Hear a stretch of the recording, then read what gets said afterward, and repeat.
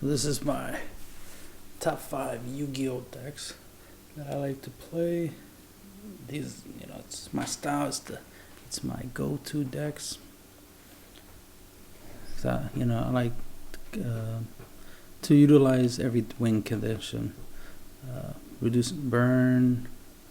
Attack my opponent with an OTK, for example. Anything that reduces my opponent's life points to 0. Decking them out. Even just an automatic win condition, right?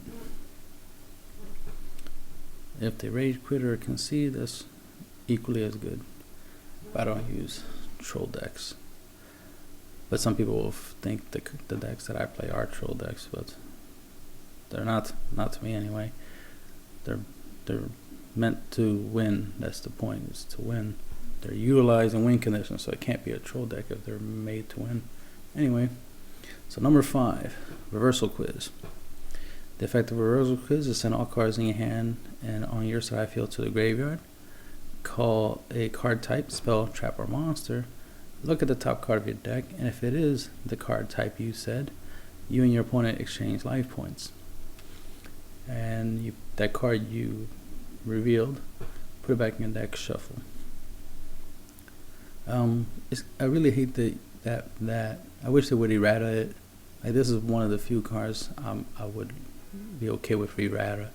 I hate when they errata some cards and just make the card useless. It would be nice. One of two things: either specify that you have to shuffle. By game mechanics, you technically have to shuffle the card back into the deck. I believe you just leave it on the deck, but at the same time, it's like, I'd rather draw the card. I'm giving up so much for it, to try to pull this card off. So it'd be nice to get something for it. So it'd be nice to get a card, one card to play with. Especially if it's like something that can help you win. For example, like Fire Trooper. Your opponent has 1,000 life points now because you switch life points with him.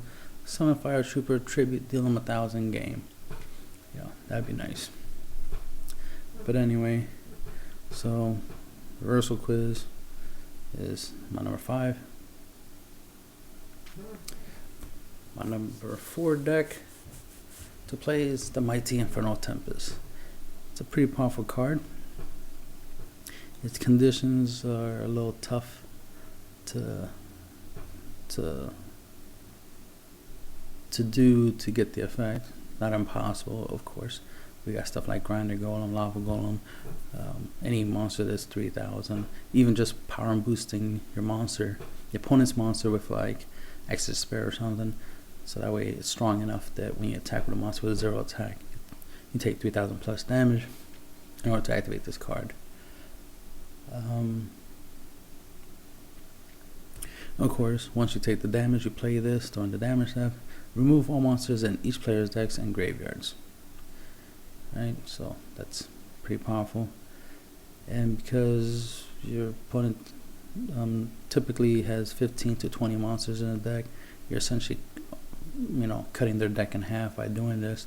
If you put less monsters in your deck, obviously it will hurt you a lot less. If you have like 6, 9 monsters in your deck, obviously it hurts you a lot less than someone who has 15 or 20 monsters in their deck, or if they have more than that.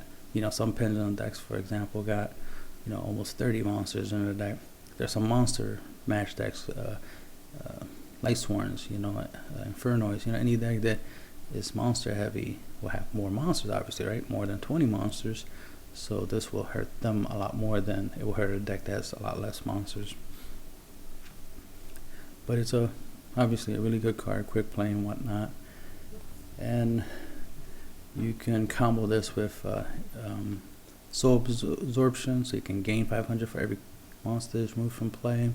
So you can gain a lot of life with that. You can combo it with DD Dynamite, so you can deal 300 points of damage for each of your opponent's removed from play monsters. So if they have 20 monsters out of play, that's 6,000 damage. So if they have 30 monsters out of play, that's 9,000 damage off of one DD Dynamite. And just, you can combo this with a couple other stuff, but just the idea of being able to get rid of all your opponent's monsters which is the main way they deal you damage in the first place. It's pretty useful. But they could have a monster in their hand. The fact that you gave them like a grinder gun or a lava gun, for example, they kind of do still have a monster, so you kind of have to get rid of that monster, maybe with a dark hole or something. Moving on to my number 3 deck. Stardust Assault mode. Pretty much any deck that can counter. It's just that Assault mode is good at negating spells, traps, and monsters, not just spells and traps like most other decks. Like you can use Dark Samoric and anti-spell fragrance, and that'll shut down spells and traps, but it won't shut down monster effects. So your opponent can summon a monster, use the monster effect, get rid of your Dark Samoric, and then now they can, they can at least set their traps. They won't be able to play their spells because anti-spell fragrance is still on the field. Among other things, I mean, if they summon a monster that has the ability, like Break a Magical Warrior, and pops the anti-spell fragrance, then they could play spells. They could play like a Regeki, or something of that nature. Maybe they can even play a card that will, like Creature Swap. Creature Swap. Now they got your Dark Samoric. Now you can't set cards, so now you're at a disadvantage, right? So things of that nature. That's why, I like Assault mode because it does deal with monster effects, which can be problematic if you have the right back row. Think about it. If you have Assault mode anti-spell fragrance, well, right off the bat, they can't use traps from their hand. Of course, they have to set their traps. They can't play spells because anti-spell fragrance, so they have to set their spells. So you turn their spells into traps. So right there, spells and traps are shut down right off the bat. So all they could rely on would be a monster effect. But Assault mode can negate the monster effect, so plus it's a 3000 beater, so it'd be hard for any monster to be summoned and run and just attack Assault mode and kill it easily, right? So I do like Stardust Assault mode because it's an attacker, plus it has the ability to negate. Cyber Dragon Infinity is a really good monster because it's essentially the new version of Assault mode, right?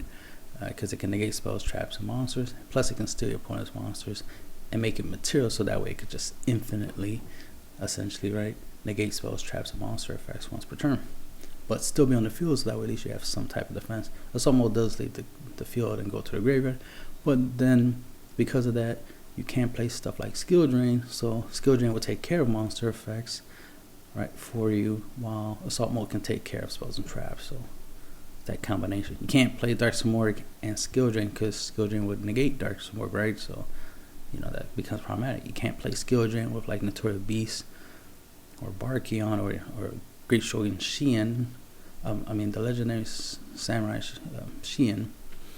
He could do spells and traps once per turn, but if you use Skill Drain with him, he can't, right? His effect gets negated. But Assault mode does work with Skill Drain, so you have a good amount of control of spells, traps, and monsters. So my number 3 deck is a control deck, aka Stardust Assault mode, which I consider like obviously a anti-meta deck or just a anti-deck, right? Quasar, Shooting Quasar Dragon, any OTK deck, but I am a fan of Shooting Quasar Dragon because it has a combination of both Assault mode, the control, countering, responding to your opponent's combos and tricks, and negating and whatnot. Because if you do a first turn Quasar, it's like first turn Assault mode, right? Like you made Assault mode, got your back row, and then you can play control. But if you go second and you get rid of your opponent's back row, which is what you should always do, because obviously they'll have a trap for you, so you gotta get rid of it, and then go into your little Quasar play, and then make Quasar and Quasar. When you use 3 monsters to make Quasar, which is the basic summoning condition, of course, it can attack twice. 4,000 2 times is 8,000. So if you get to deal your opponent 4,000 twice directly, that's game. So it's an OTK. So it itself is a win condition, but also it helps you with control if you just have it on the field, like the way you have control with Assault mode or Cyber Dragon Infinity. So that's my number 2 deck, and my number 1 deck, the mighty Exodia. Obviously, it's an automatic win condition. When you have all 5 pieces of Exodia in your hands, you declare victory and you win. And then you just go on to the next game, right? And I like this Orca design. Looks pretty badass. And not much to say about Exodia. You just get all 5 pieces in your hand, and you win, and you just keep it moving. Plus, he looks so cool, and I've been a fan since I first saw him in the first episode of Yu-Gi-Oh! When Yugi summoned it on Kaiba. So that was pretty badass to see him in action. And I just like the way he looks. I like spellcasters. I like dark attribute monsters, machines. So those are my favorite things in the game. For some reason, people think I like other things. I don't know, what is it? Why no one pays attention? I like dark attribute. I like dark. I like spellcasters. I like machines. That's my thing. I had a friend that likes to play machines, and he thought I don't like machines. And when I point out, like, dude, I like machines before you started playing machines, and you try to look at me all funny, like if I was lying. Like, no, I've always liked machines. Have you seen my deck? About 70% of my deck is machines. The remaining 30% is like spellcasters, couple fiends because I use Karibo. But look at it, Karibo's dark. Most of my machines are dark. I got light machines. I got Cyber Dragons. Those are machines. I got Fusilier Dragon. It's a dark machine. I got Cancel, which is a dark machine.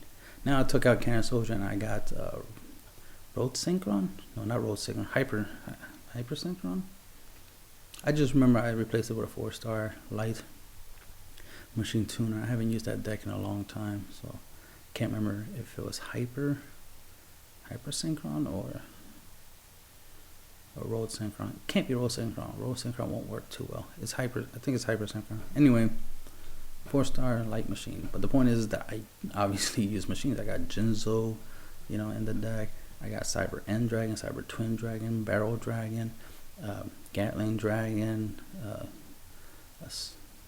Panzer Dragon in my extra deck, because I use fusions, instant fusion, metamorphosis in the deck. So I got a lot of machines. I got Cyber Org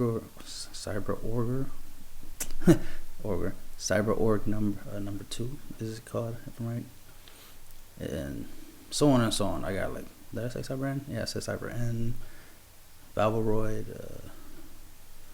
and I got, of course, Cyber Dragon Nova, Cyber Dragon Infinity, obviously in the deck. So I got a lot of machines. So it'd be weird for anyone to think I don't like machines. It's like, that's weird. Why would you think that? My main deck largely consists of machines. But anyway, that's the end of the video.